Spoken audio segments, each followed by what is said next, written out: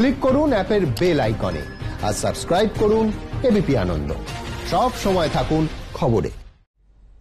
গতকাল ছিল 8ই November. Note বাতিলের 4 বছর। নোট বাতিলের ফলে কমেছে কালো টাকার পরিমাণ, বেড়েছে কর আদায়। দাবি প্রধানমন্ত্রী। নোট বাতিলের মাধ্যমে পুঁজিপতিদের একাংশকে সাহায্য করেছেন কটাক্ষ বিরোধীদের। 8 नवंबर 2016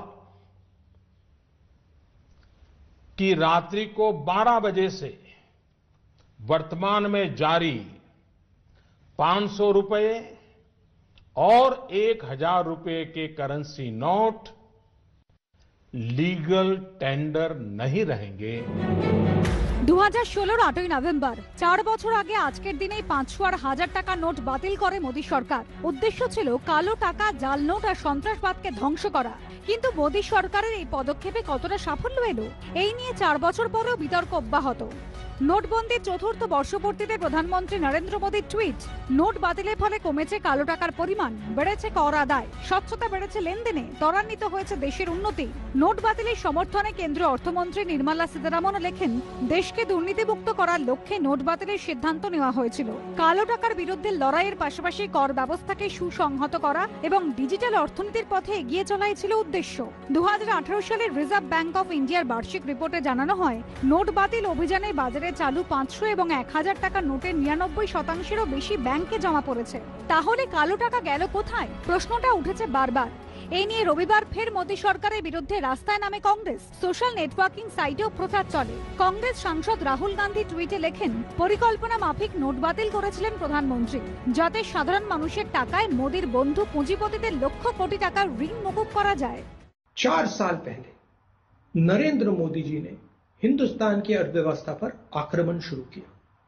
आपके पैर पर कुल्हाड़ी मारी, किसानों, मजदूरों, छोटे दुकानदारों को जबरदस्त चोट मारी। आपके पैसे को आपसे छीनकर नरेंद्र मोदी अपने चुने हुए 2-3 उद्योगपति मित्रों को देना चाहते हैं। নোট বাতিল ইস্যুতে বিজেপিকে কাঠগড়ায় তুলেছে তৃণমূল সহ বিজেপি বিরোধী অন্য দলগুলি। আজ আর্থিক বন্ধা দিবস, কারণ আজ থেকে 4 বছর আগে নোটবন্দির মাধ্যমে কেন্দ্রীয় সরকার সারা দেশের অর্থনীতির ক্ষেত্রে যে বন্ধাত্ম সৃষ্টি করেছিল, তার থেকে আজও ভারতের অর্থনীতি মুক্তি পায়নি। যে শতাধিক মানুষ ব্যাংকের সামনে লাইনে দাঁড়িয়ে মারা গেছিলেন, তাদের প্রতি শ্রদ্ধা জানাই। বিরোধীদের অভিযোগ খারিজ করে নোট বাতিলকে সফল পদক্ষেপ বলে দাবি করেছে বিজেপি। डीमोनेटाइजेशन का मकसद बड़ा साफ क्लीन मकसद था।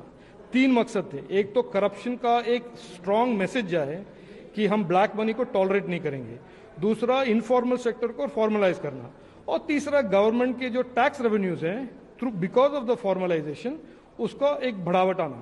तीनों के 3 मकसद सक्सेसफुली इंप्लीमेंट हुए हैं डीमोनेटाइजेशन से। और राहुल गांधी अगर इससे उदास हैं तो हम उसका कोई डिमोनेटाइजेशन का तो कोई टारगेट था नहीं कि राहुल गांधी को खुश रखें।